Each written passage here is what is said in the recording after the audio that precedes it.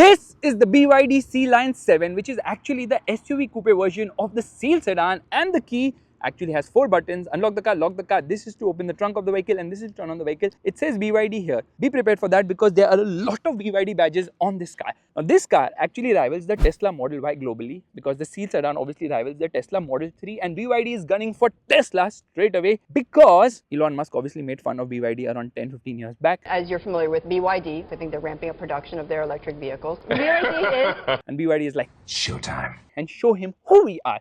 Anyways, this car is quite premium. It also has a premium variant, which is actually the lower variant. This is the higher variant, the top variant, which is known as the Performance. Straight away, let's open the front because this is a born electric car, which means it has a usable 58 liters of storage space here. This actually happens to be 8 liters more than the Seal sedan because obviously this is higher riding here. Meanwhile, there's insulation right there. Why does it need insulation? It has it anyways because BYD is like focusing a lot on better NVH levels. In fact, washer fluid goes in right here.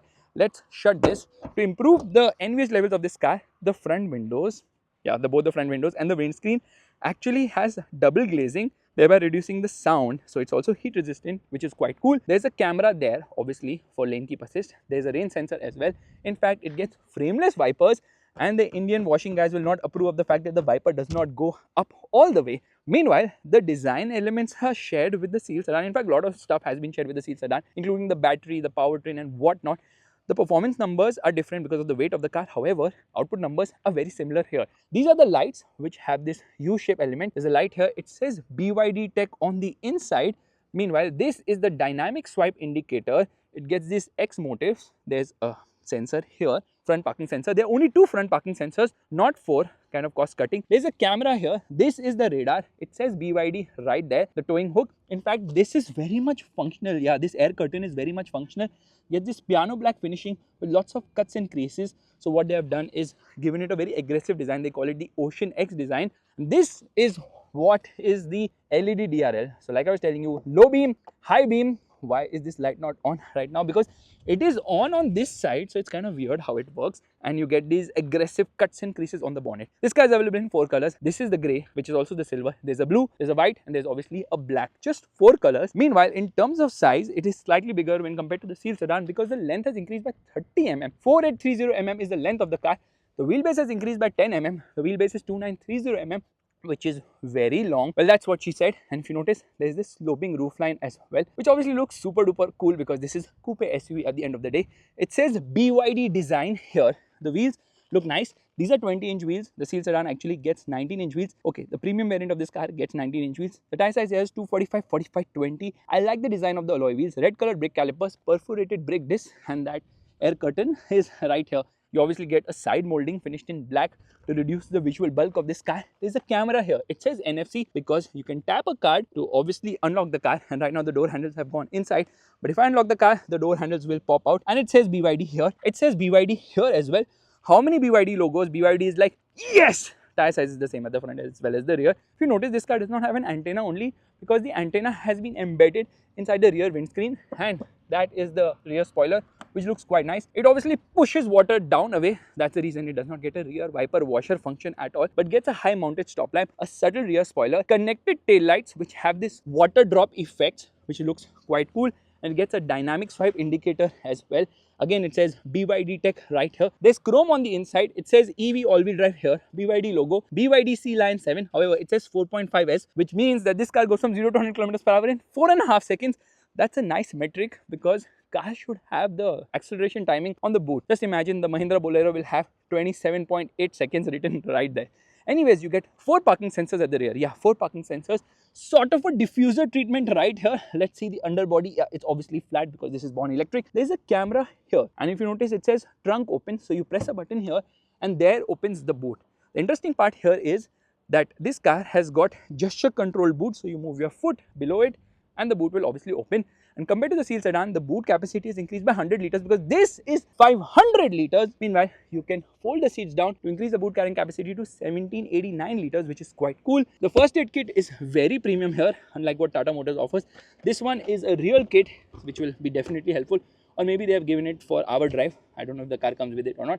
There's a tweeter here, another tweeter here. There's a speaker here, light, 3 kg hook right there. But there is no spare wheel in this car. Instead, you get a tire repair kit. Yes, oh god, this is not easy to operate with one hand, but it's placed right underneath here with a high visibility jacket as well, along with the towing cable hook, whatever. So boot is big, it's decent size. Press this and there it shuts. No rear wiper washer here, because that's how it is usually with coupe SUVs. And this is the rear fog light of the car. What is this fake treatment happening here? I simply don't understand. Anyways, it's time to get inside, because the interior is actually different when compared to the Seal sedan, because the steering is different, the AC vents are different, a little bit different in terms of the dashboard design for sure. They should have actually given rear sunblinds. However, what they have given is privacy glass for the rear windows as well as the rear windscreen. Yeah, this is darkened out. Meanwhile, the seat is having Napa leather here. So that is completely upright. This is completely reclined. But the problem is not this lever. This is not easy to operate. It's very stiff. It's very hard. That's what she said. They could have made it smoother and easier, because I hurt myself trying to operate it. Isofix child seat mounts here. Good amount of space at the rear. However, under thigh support is not the best, because the battery is somewhere here. And there's this nice organizer here. So magazine pockets are here. You can put stuff here, you can put a phone here, and you can also tickle the front passenger, which is quite cool. So tickling function is also here. Meanwhile, height adjustable seat belts. There's a hook here, light here, handle. You press this and there it shuts. Yeah, it operates like that, but right now the door is open, so it's not going to work. It says airbag here, because this car's got 11 airbags. AC vents right here, and USB charging socket. There's a USB A as well as a USB C. So A, C, and floor is flat. So 3 people are comfortable. Center passenger also gets a good amount of headroom as well, and you get a center armrest with twin cup holders here, along with some storage space here as well. Again, beautifully lined. So quality is quite impressive. You can see the ambient lighting. This car has got 128 freaking colors for the ambient lighting. The dashboard is slightly different when compared to the Seal sedan. I like the way the dashboard has been done. Like, the quality in this car is very impressive. Again, tweeter, speaker, door pockets are decent sized here. And look at the design treatment, the way they have done the door handle. It's also quite amazing. Oh my god, what have they done? They are going to kill all other electric cars in a flash by designing so aggressively with good quality in the car, which actually is very impressive. Let's shut the door. Meanwhile, when I come to the front, I realize, where have they written the chassis number of the vehicle?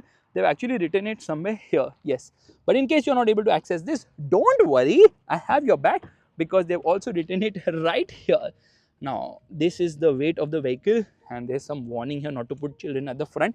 This is how many way adjustable? This is 12 way adjustable, 8 way adjustable for the seat, and 4 way adjustable for the lumbar. And the good thing is, under thigh support is never an issue, because you can extend that as well. There's a proper dead pedal. Again, door pockets are big enough at the front. Metal switches. This is for the child lock. This is for the outside rear view mirror adjustment. Lock the car, unlock the car. And this is auto one touch up down for all the windows, which is awesome. Napa leather seats are fantastic. No height adjustable or adjustable headrest here, but this is a very sporty seat, extremely comfortable. It says airbag now, because they have 11 freaking airbags. Where and how they put it, I don't even know. Now, there is obviously the blind view alert on the outside rear view mirrors. There's some storage space below here with the USB-C as well as a USB-A and a 12-volt charging socket as well. Now, there's some interesting bits in this car. For starters, the AC vents here are fixed, unlike the Seal, which actually has different kind of AC vents, because of which it has the swing function and you adjust the AC vents from the screen. Not here, because obviously it is fixed. Meanwhile, the glove box is decent size and the cup holders are way too down. Can you see them? They're so down. Don't worry, you press a button and they come up. So yeah, these are height adjustable cup holders.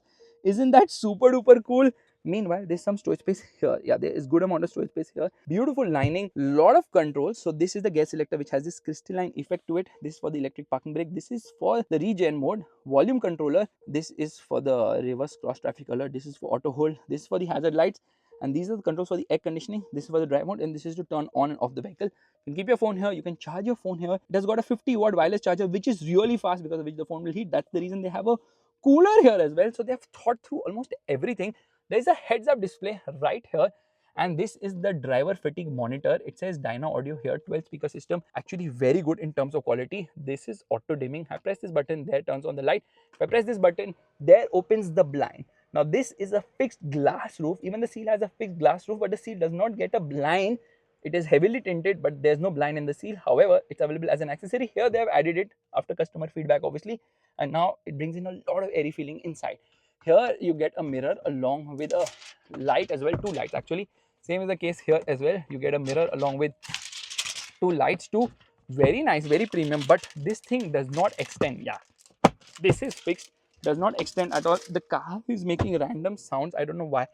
Okay, because the indicator is on at the moment, so let's just shut it. Now the car is also quiet. However, for a car with so many features, having manual adjust for the steering wheel, both for reach and brake, is not the best thing to do. Meanwhile, this is super premium. It's short and it's nice to operate as well. I like the way this has been done. It's actually quite well done. AC vents here. Now, this is a 15.6-inch screen. It's a massive screen, but I don't like it to be horizontal. I want it to be vertical. Yeah, come on, vertical screens or portrait screens are just so much better. BYD is like, no problem. Press a button and there it rotates. This is a trademark BYD thing. Isn't that super cool? If you notice, the whole panel is going like this, over which the screen has been stuck. And this is a 10.25-inch screen here, which has got decent amount of information, and then you can browse through a lot of stuff. So that's the tire pressure monitor. It shows you how is the charging and how is the battery consumption. Not that I care about it. Meanwhile, these are the buttons for the cruise control. If I press this button, I actually come into the 360-degree parking camera, and this is for, I don't know, it says fasten seat belt, but yeah, all the ADAS functions can be operated through the screen, and this whatever. This is for the audio system, and I press this button, I can change a few things, I can browse through a few things as well. So their audio and various other aspects can be done. That's kind of cool as well. It gets automatic headlights, it gets automatic wipers as well. The horn is okay. It's not great. It could have been a lot better. The steering kind of feels like a Hyundai steering wheel in the way the design has been done. Not exactly, but it gets a flat bottom here. Now this screen is super slick to use. It's actually very high resolution. The problem is now all the AC controls are inside the screen only, which means that you really have to get inside and do stuff. Oh, I just realized they've also given it a provision of a dash cam. So yeah, a dash cam can be installed here, which is kind of important these days. So let's come into the menu part of things. So if you want to operate it vertically, you can do that, and I think it looks quite cool, this screen. So this is the menu. There's so many widgets here. It's quite crazy. There's a file manager where you can manage stuff. Is this a screen or a computer? And it's very slick and fast as well. I'm just going to change the orientation because I think being horizontal makes a lot more sense, because then you have more real estate to see stuff. This app does not support split screen. Okay, there is a split screen here. So many things. Spotify is there. You can get into smart charging and also scheduled charging if you want. This is absolutely crazy. Yeah, the screen is amazing. Let's get into this 360-degree parking camera, which has got multiple views as well. Look at this. Okay, 360-degree view. Oh, so nice, so beautifully done. It's just amazing how they have done the camera system, because the camera quality is actually very good here. So I can put the camera on the side if I want. It's a super computer here, which is interesting. Only thing, the UI is not that impressive, because then I have to get into all these settings to make changes, get into ADAS function, energy, vehicle. Okay, then I can change so many things here. Like I can come into ambient lighting, and there are 128 freaking colors for the ambient lighting. I can decide if I want it at the front, rear, or the whole vehicle. Why do I need to do that? Because if nobody's sitting at the rear, why turn on the ambient lighting? This is an electric car. It's all about saving energy. I can decide so many things. There's so much customization possible in this car, which is quite amazing. You can decide how you want the headlights to function after you exit the car, automatic wipers, how the heads-up display should be. You can come into the instrumentation, decide how you want to change the stuff. Like right now it's showing odometer. If I want the trip meter, what do I do? There's actually a button here. I press this button and then I can browse through the twin trip meters here, which is quite cool. So when I'm pressing a button, you see it is changing it here. Nice. Then I can come into the service menu. It's telling me in how many kilometers does the car need to be serviced. So much information inside this car. One of the big USPs of an electric car is obviously the fact that you have all this crazy connected bit right there, because so many things can be connected. We can come into themes and we can change how we want the themes, and when I change the theme here, it also changes the theme right there. So that's something which is kind of cool, but the instrument cluster just doesn't look that impressive. So again, I've changed the theme. There are a lot of themes. There are actually 6 themes right here which you can change. Spotify is not connected right now, so it's telling me to log in, and then I can edit the way I want the various widgets to be. Meanwhile, let's come into air conditioning. Everything from here, which is kind of disappointing. Okay, it has a dual zone climate control air conditioning system. I have front seat ventilation. There are 2 fan speeds for the ventilation.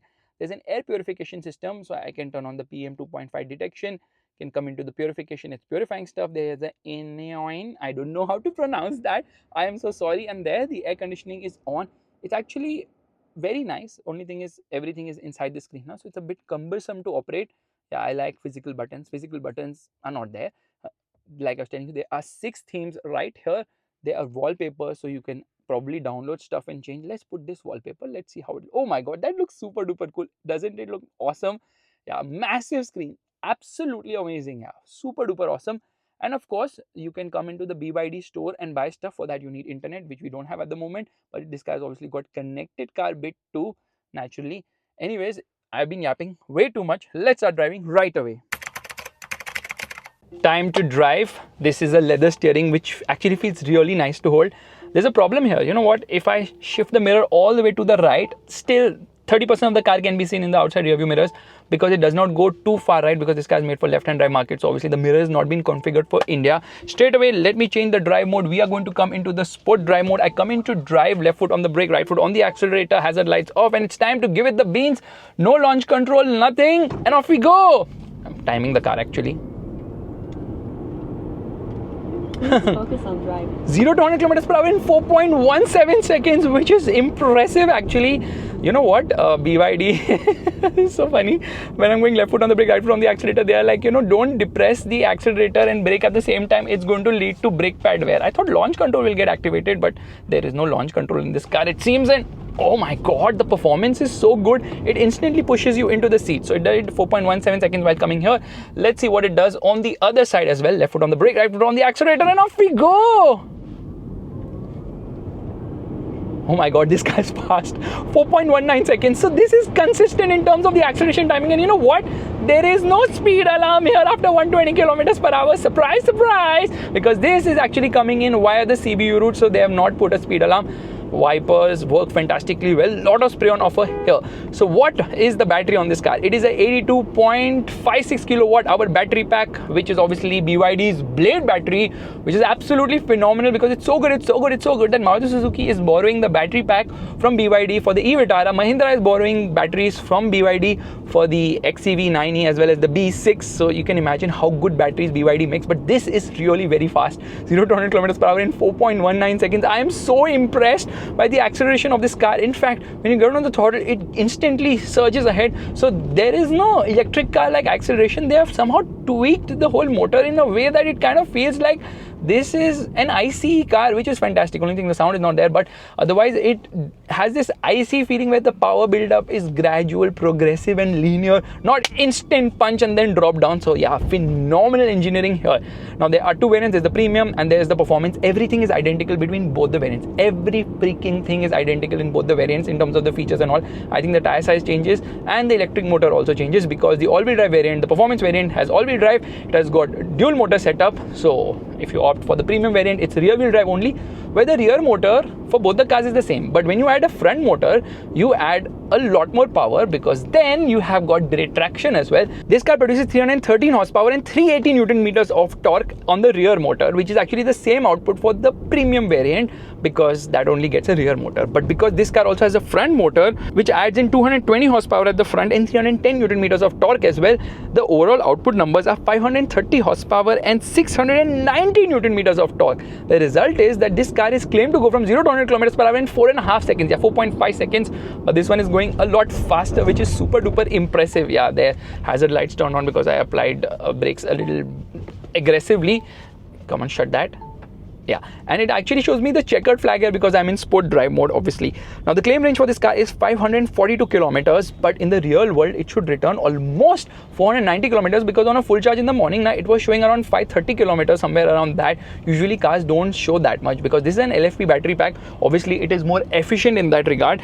And the top speed is also very impressive here, 215 kilometers per hour. Take that, Volvo. You wanted to restrict your car to 180 kilometers per hour, do it. This car is a lot faster, which is just amazing. Now, in terms of the performance of the lower Take a rest. Okay, yeah, I will take rest. This driver monitor is always thinking that I am drinking or driving or something of that sort. It is always like giving me warnings and also I can obviously shut it from the screen. Now, by the way, Apple CarPlay is turned on, which weirdly is only wireless. Android Auto is both wired and wireless, but Apple CarPlay is only wireless. This car has an 800 volt architecture, which means it has vehicle to load function, I think at 3.3 kilowatt speeds, which is usually the norm here, but BYD has not gone ahead and told us about charging time. So it can charge up to speeds of 150 kilowatt with a DC charger. However, with an AC charger, the max speed is limited to 7 kilowatt. If I do the calculation, that's almost 12 hours to charge. If you charge AC with DC, that's like 45-50 minutes, which is fast enough, but 150 kilowatt is not easily available. You usually get a 60 kilowatt fast charger, but then that's not the problem. The bigger problem is this car doesn't have a sound. It's fast, but it doesn't feel fast because of the lack of sound here. The premium variant, which will account for 80% of the sales, and 20% sales will come from the performance variant, which is the faster variant, and it has 567 kilometers of range, which is slightly more because lesser weight, because there's no front motor there. That car goes from 0 to 100 kilometers per hour in 6.7 seconds, which is decent enough. Yeah, it's not very fast when compared to this one, but then yeah, it is decently quick. And then when you are in Jaipur, you know, people will drive from anywhere on the road. They come from every possible direction. That's why ADAS is very important. In fact, it also shows you in the screen, there's a biker right ahead, it's showing me that. There's a truck, it's showing me that. Okay, sometimes this system can fumble, because in the morning when I park the car, oh, look at that, that is so cool. It only shows me if I give a left indicator, or I can press this button and then I can see for both the sides, and I can keep this on all the time, which I shall do at the moment. We're going to make a quick U-turn here.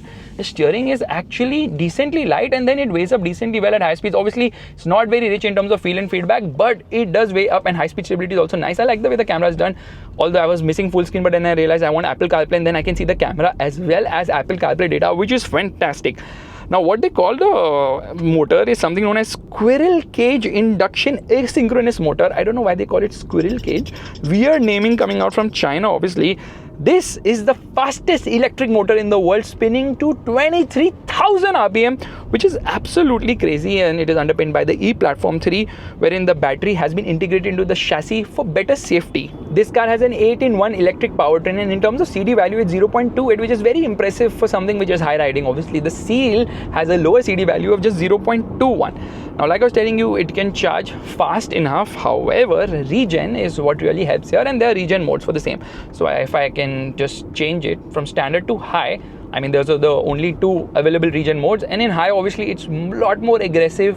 It slows down the car really fast, and there is someone in my blind spot, and every time I'm looking into the cluster, she's like, keep the eyes on the road. This lady is overactive. Yeah, she is like a wife probably, who's always mocking you and telling you, you know what, keep your eyes on the road. Yeah, my freaking eyes are on the road. I can't keep my eyes more on the road than they already are. Anyways, now coming to the ride quality of this car, it kind of feels on the firm side. Yes, the ride is on the firm side because Indian road conditions are not the best, and this car is obviously made for China and for developed markets like Europe, where the road conditions are a lot better. So high speed stability is amazing because of the firm ride, and it has got frequency selective damping. Basically, that's something which a lot of cars are coming with these days, right from say the Thar Rocks to the 700 to obviously the Compass, which was sort of the first car in India to get FSD, frequency selective damping. In terms of weight, you don't feel the weight of this car. The weight of this car is 2,340 kgs, which is 115 kgs more than the rear wheel drive only version, because the front motor weighs 115 kgs is what I understand.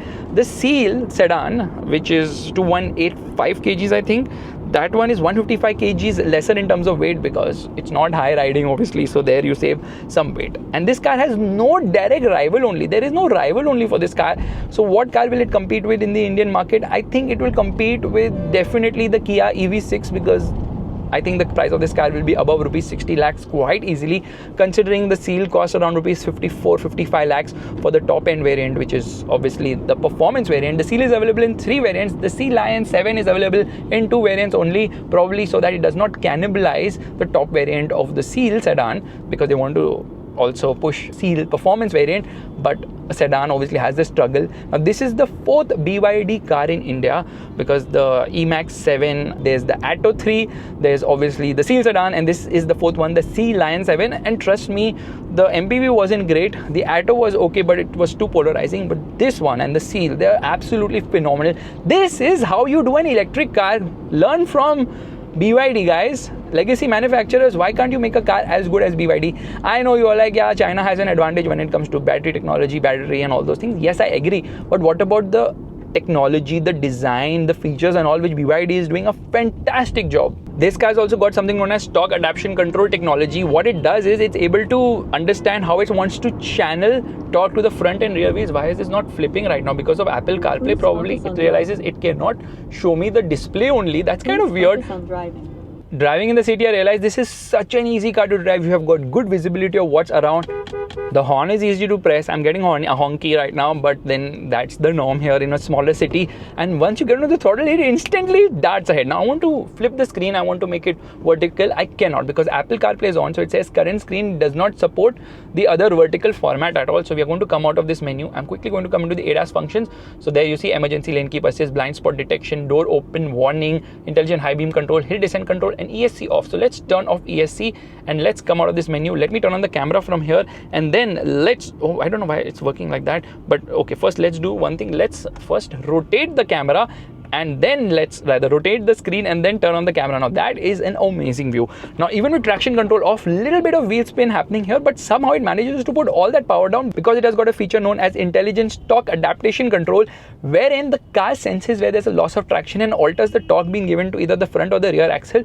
It works phenomenally well, and that's the reason this car is able to put all that power down, because the grip levels are fantastic. It also has something known as cell to body technology, which obviously features high strength and enhanced safety. That is basically done because electric cars have a sort of a bomb underneath in the form of a battery which can combust, but then the overall insulation of the battery from other components and all is something which has become the norm now, so not much to discuss on that front. Now this car comes in via the CBU route, and it's going to be pricey. It's going to be about rupees 60 lakhs, but that's fine, because even when you pay a premium of almost rupees 10 lakhs more when compared to the CKD model BMW iX1 long wheelbase, it's completely worth it, because this car feels better than the iX1 in almost every possible way. Firstly, the handling is also decent enough. It's actually good. It's not very spirited to drive, but yeah, the handling is good and the ride is also good. I mean, it's a bit on the stiffer side, but at high speed the stability is fantastic. So overall, I would say the balance of this car is on the neutral side. There is body roll, but then for a high riding vehicle you expect it, and because this is electric, the battery weight does bog down the car around the corners. But yeah, it's a decent drive. Only thing is, because there's no sound, there's no fun as such. Right now, since I'm driving the city, there is no point being in sport mode, so I'm going to circle through the various modes. There's a snowland mode, there's an eco mode, there's a normal mode. So I think sport is the best. Let's come into sport. Obviously, depending on the mode, now it will dull the output from the electric motor to enhance the range of the car. And till date, the Seal has sold 1200 units. So expect this car to sell almost double than that, because obviously people prefer SUVs over sedans in India. But to push this car, BYD is actually offering a very interesting scheme, which is only valid till today, till the time they announce the price, or probably they've already announced the pricing. I'm shooting this video a few days before that. So what they're saying is, if you book the car before 17th Feb, BYD is going to add 70,000 from their side to the price of the car. So that's like a 70,000 rupees discount. You get a 7 years, 1.5 lakh kilometer warranty on the car's main battery. Okay, I need to get into Apple CarPlay. So let's do one thing. Let's quickly flip the screen here. And the funny part is, when I flip the screen now, the orientation changed, but in between the orientation was not changing, only it was showing me the wrong orientation. That was kind of funny. We need to get into Apple CarPlay so I know exactly where I am going. So like I was telling you, they'll give you this 7 years, 1.5 lakh kilometer warranty on the car's auxiliary battery, not the 82.56 kilowatt hour battery pack. I'm talking about the low voltage battery, which is there in all cars, non-electric cars as well. And they're also going to install a 7 kilowatt AC wall box charger at your home. So that is offered complimentary for the first few customers who book before the 17th of February. And if you do that, you're actually going to get your car on 7th March. And 70 units are going to be delivered on 7th March. So this is all 777. That's the reason this car is being thala. I love the fact they've thought through everything, that you can turn on the camera on the go, which is so phenomenal. And you get multiple views as well. Does the 2D view work while driving? Why is it transparent? I think it needs to read. Oh my god, I thought the S-Class was on top of me right now. Look at this. This is so well done. It's just amazing. Yeah, let me flip the screen. Super duper awesome. Sometimes the UI doesn't work, but when it works fantastically well. Which also brings me to the fact that there is also a Sealion 6 PHEV, which I showcased at the Bharat Mobility Show, the Auto Expo, which they plan to launch in India. It's a plug-in hybrid. So BYD is expanding from electric vehicles to other options in the Indian market, which is very interesting, because that's one of the ways they're going to capture market share. In fact, genuinely now, it has become a game for me to continuously keep turning this screen. It's so cool. Who would have thought about this?